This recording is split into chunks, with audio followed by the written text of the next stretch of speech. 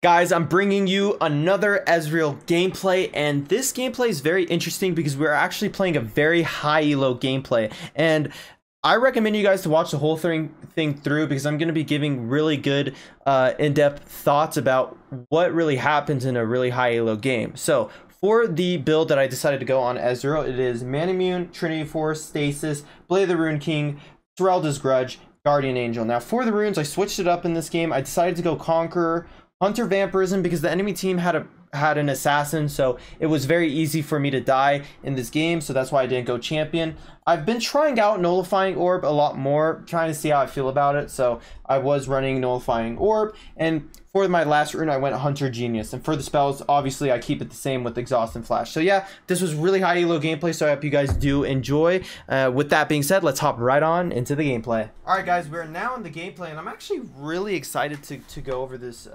this video because I actually made some mistakes this game. It'll be nice to kind of watch back. So like I said, we're in a high elo game.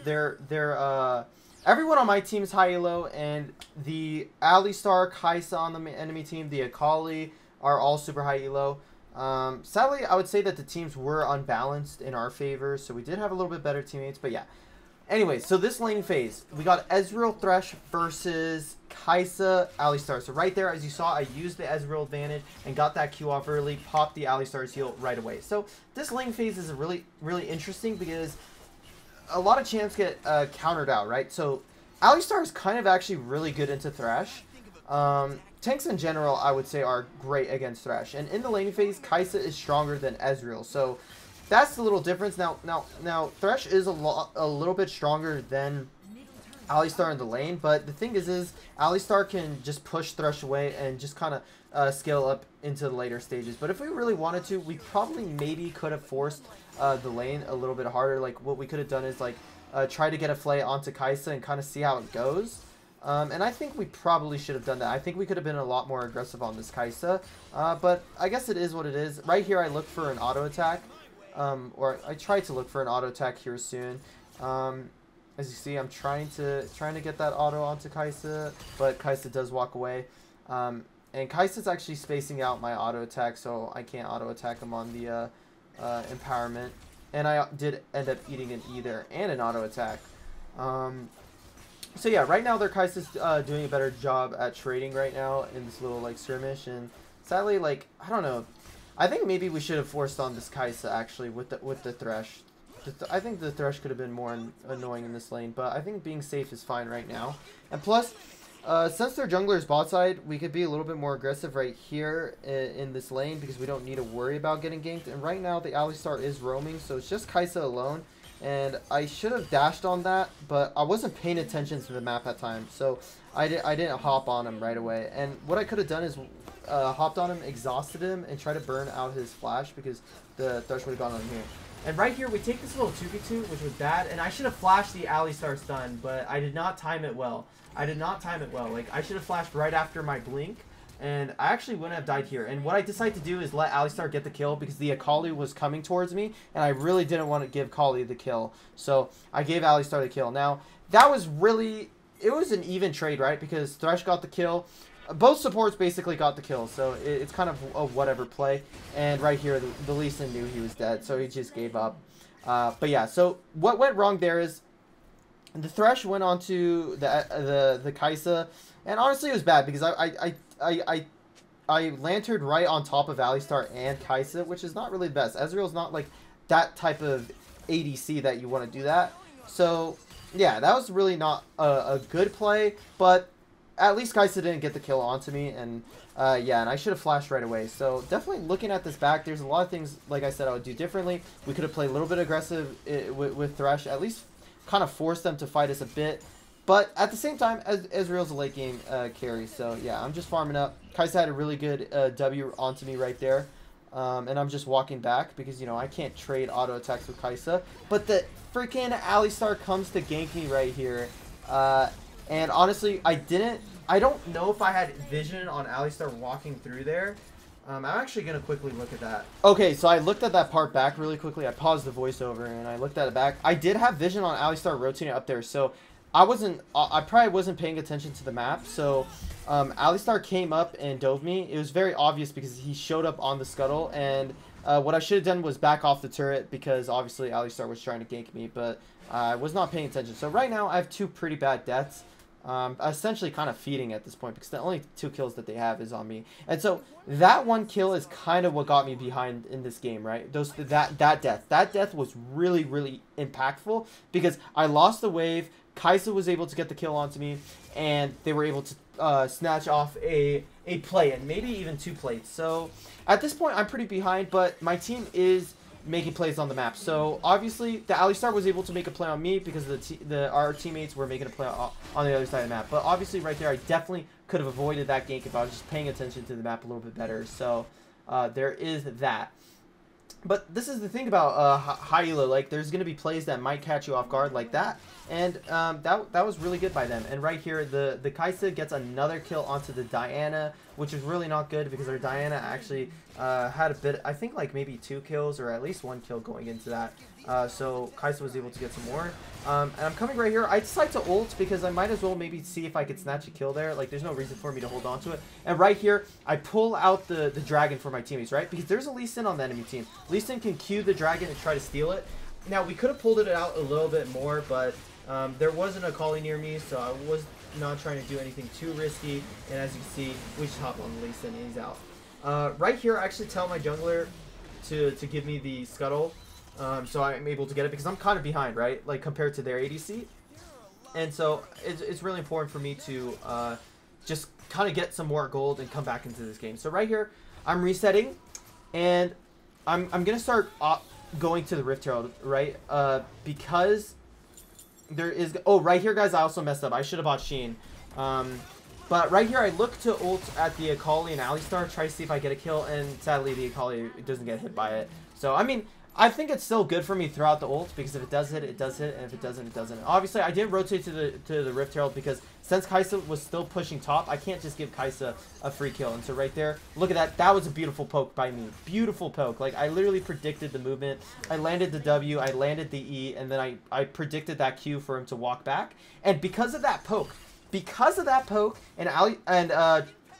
and Thresh rotating back up, it actually allows us to go on this turret. And since the plates are gone at this point in the game, look how fast we take it. And also, Kai'Sa needs to kind of be careful being up this far without her teammates, right? Because Thresh pull can just literally get her killed. And yeah, so another high note, I think I've also said this in a bunch of my other Ezreal videos, you really do not want to waste your blink, like, at all. Because if you waste your blink, you're dead on Ezreal, really. So you want to make sure you use it with purpose. And so now we're rotating for the Rift Herald because we just took top. Kai'Sa's definitely going to come into this fight. And so as Ezreal, I want to look to poke them. So right here, I'm going to be looking for opportunities to poke. I'm walking up forward. Thresh tried to look for something. It was actually really, really close to landing. And right here, I'm using this wall as an advantage to land some poke. And right now I am missing, which is kind of unfortunate. I'm trying to get some angles onto them, but they're actually being really smart with their pathing. They know I'm trying to look for them. And so, yeah. Now, guys, let me know in the comment section down below if I should try the Iceborne Gauntlet build. And look at this, guys. I'm poking Kai'Sa, making sure she goes all the way around.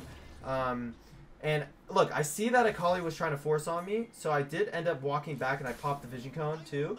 The Akali is roaming down into the team fight. Our team's fighting, but what I want to do is, just in case my teammates lose that, I want to make sure I shove out this wave so they can't rotate up and get top turret. So I clear that wave and I'm like, okay, let's come into this fight. I'm holding on to my E though. I'm making sure I see where they're at first. And boom, now that I see where the Lee Sin is, I dash in safely and get the assist for that. And I'm running Hunter Vamp and Hunter Genius, so it's good to get these assists. And right here, dude, Tryndamere ultimate is actually so broken. But I was not going to be able to save. Oh, actually, I mean, I could have exhausted Tryndamere, but I actually didn't think that Diana was going to die, to be honest with you. I actually didn't think Diana was going to die. So I didn't exhaust right there, but I guess I should have, because Diana dying, it was definitely not good. And so what I do right here is I try to get some extra gold before we reset, right? Because I'm super close to my Trinity Force. So I'm going to come up here, get these minions, and then reset, right? And also, this allows Kai'Sa to not be able to push for this top turret because she has no wave. She has to wait for the wave coming out of base, right? And so right here, I pick up the Trinity Force. And if you look very carefully, I run mid because I see my Diana going top. And the good thing about this is Kai'Sa cannot 1v1 Diana. Diana beats all ADCs in the lane. Now, in competitive play, I do beat Diana's with bars back in the day because I would poke down the Diana to like half HP before I would even fight her. But with other champions, you can't. Like, Kai'Sa can't walk up to the wave and even clear it. So, as you see, Kai'Sa has to wait for Diana to shove the wave, and then, yeah. So, in pro play, a lot of the times, you're going to be seeing APCs in mid, because APCs in mid are really good at clearing the wave and being safe. And, obviously, Ezreal doesn't have the best wave clear, but he is safe. So, right here, I switch to mid, and I'm just clearing the waves. This is exactly what happens in pro play. You let the side laners, side lane, right? You let the mid laner side lane, and you let the Baron laner side lane. The ADC and support mid lane, and the jungler roams. Well, the support also roams, right? The support and jungler want to be looking to... The support wants to look to defend, and mainly the support's looking to defend, and the jungler is looking to come gank and kind of siege for the turrets. And also, what we should have done this game is shoved mid and looked for that bot turret sooner. And also me resetting right here. I see the Ezreal. I mean, I see the Lee Sin, but I'm just being greedy about it. So yeah, I'm just being really greedy about it. And he cancels me twice, which is pretty tilting. I'm not gonna lie. So, and that's not good, because like that wastes a lot of tempo. And if you guys hear a lot about that, tempo is really important and competitive. Really, really important. Obviously, this is ranked, so it doesn't matter too much. But if you look at our comp, we got Jace, Ezreal. So we don't really want to start any objectives, because they have Alistar, Kai'Sa, Akali. They want to engage on us. What we want to do is we want to poke and then fight. So what we're going to do is take that time to then poke. And right here, I'm kind of waiting. I'm poking out the Lee Sin, and just look, the Lee Sin dies instantly. Then I hop on the Alistar. Look how much damage Ezreal does. It's actually quite ridiculous. When you get 2 items on Ezreal, it's absolutely insane. I was going to ult bot, but I was like, well, Tryndamere is going to get the turret. So there's no point in ulting it. Right here, I decide to play some deeper vision. And I have to be careful, guys, because this Kai'Sa fed. You got to keep in mind, she got the kill on me. She got plates. She also killed Diana. Like, this Kai'Sa is a fed Kai'Sa in this game. So I can't 1v1 Kai'Sa, and Kai'Sa knows that. Kai'Sa is one of the best ADC champions at 1v1ing. I mean, there's also, I would say the best 1v1 ADCs is Kai'Sa, Lucian, and I would say Vayne, but when Vayne's fed. But other than that, there's not much really strong 1v1. I mean, Corki's a really good ADC to 1v1 with as well, but you know, not everyone, no one really plays Corki, so yeah. Anyways, we're walking back into the lane, and we're doing our job. We're just wave clearing. And right here, the Kai'Sa was kind of far pushed up, but I mean, Thresh isn't really in position to do much, so we can't really do anything. And honestly, Thresh hovered mid a little too much in this game. Like, Thresh could be like should be topside, kind of protecting Diana. But then again, it is not that crazy. And right here, I ult because I'm thinking they might still kind of chase onto the Diana. And so I decide to throw out the ultimate. And right here, since we shoved mid, that actually gives us the ability to rotate top and kind of relieve the pressure that's happening on the Diana. But as you see, they backed off. And yeah, I mean, look, I'm still back here clearing the waves. Now, we win this game off of macro, really, and obviously skill differential. Like, there's a really huge jungle and top gap. And by top, I mean Baron lane. Iraqi Zoro and Chomp are doing a great job and really having a huge impact in these games. Now, right here, Akali's 1v1 Renekton. Renekton baits extremely well with the ultimate. And I didn't ult up there because I thought everyone was going to back off, but Akali lands a really good E onto the Renekton that was really crazy, actually. I was surprised that hit and was able to sneak that Renekton kill. And so right now, I'm back to shoving the mid wave and just doing my job, really. Like, Ezreal... Look, I'm going to bring in the damage late game, you know, but right now, I'm just going to be kind of poking right now. And Akali is trying to go for that top turret, so we're having Jace and Thresh go top, and I just clear the wave alone. And this is when Kai'Sa's going to kind of try to look onto me while I am alone. But obviously, I'm not going to give her the ability to hop onto me. I mean, that's the beautiful thing about Ezreal. You have, like, a dash. Your mobility is absolutely insane. And yeah, so right now I'm just farming. As you can see, Kai'Sa has a lot more gold than me, like 2k up.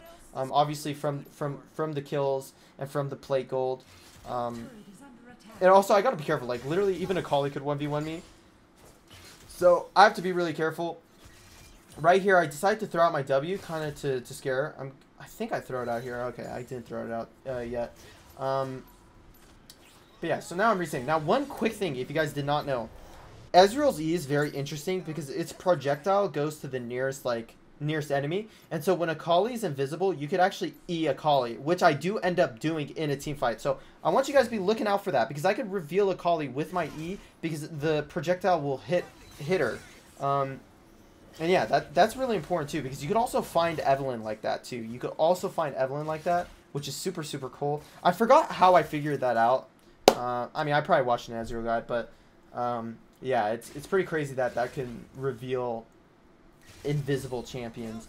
And so yeah, and also with them removing the enchantment that reveals Akali, I feel like that's pretty crazy. Like, that's definitely really nice for Akali. She doesn't have to worry about I think it was like shadows or something.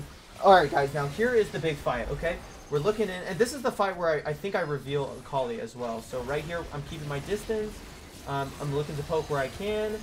And then I ult right down the middle here. And I exhausted Akali, but look, I revealed her with my E, and it was just a free kill right here. And right now, I'm looking for this Alistar, and the Alistar actually had a really good proto belt, which forced me to flash to secure the kill. And yeah, that was pretty good, because I got a kill from that team fight, which was really huge. I don't know if I actually got 2. Maybe I killed Akali. Did I get 2 from that fight? I might have gone 2. I don't know if I actually got the kill on Akali, but yeah, that was really good for me, because now I'm even stronger. Sadly, Kai'Sa lived on very low HP, but it is what it is. I'm gonna reset here soon because I want to buy my items for Grudge. And yeah, I mean, it's actually really hard for these guys to win team fights, right? Because like, our team is already so far ahead, and I'm only just scaling with these 2 dragons, right? But they always do have that win condition with Kai'Sa being super fed, and also Akali being the strong champion she is. She is really annoying, actually. But yeah, anyways, I'm shoving in the wave here to get ready for this dragon, and we're gonna do the same thing. Look for this poke. Look how much damage this Q poke does. Boom! 485 damage, I think that was. That is ridiculous. Like, if I land a lot of pokes on the enemy, they can't even do anything. Alright, Alistar, like, Alistar has no right being that fast. Like, hello? And right here, Jace is having really good poke as well. And yeah, I mean, obviously I'm a little rusty on Ezreal. Like, these guys are moving in crazy ways. I'm kind of a little bit frustrated. I'm like, yo, what is going on? I'm like, alright, at least I hit that guy. Okay, I hit Alistar. Now I'm on some momentum. But dude, this Alistar is really trying to go into very interesting positions here. And as you see, I'm keeping my distance. But then I see that they're trying to fight on this dragon. So I actually get a really good ultimate right here. And I also dash forward to look for this Akali. She goes over. I'm able to Q it. And yeah, Alistar was able to kind of get out of there. Why is Alistar that fast with freaking Deadmans? Like, hello? That is way too fast. But since the death timers are so long, it's a 17-minute game, we are actually able to make the play for the end. So, as you can see, this was not a crazy, like, fighting all over the place game. Like, there was not that much that really went on in this game. And I think that's really important to notice, because in competitive, there's not going to be really high amounts of kills. Like, people are going to be playing really calculated and just going to be having some of these fights around the map. But everything's mainly macro. And we were able to win the macro this game. So anyways, guys, I hope you guys did enjoy the video. Make sure to like and subscribe. And let me know if I should make a video with Iceborne Gauntlet Ezreal, because I usually don't build that. But with that being said, I'll catch you guys in the next one. Peace!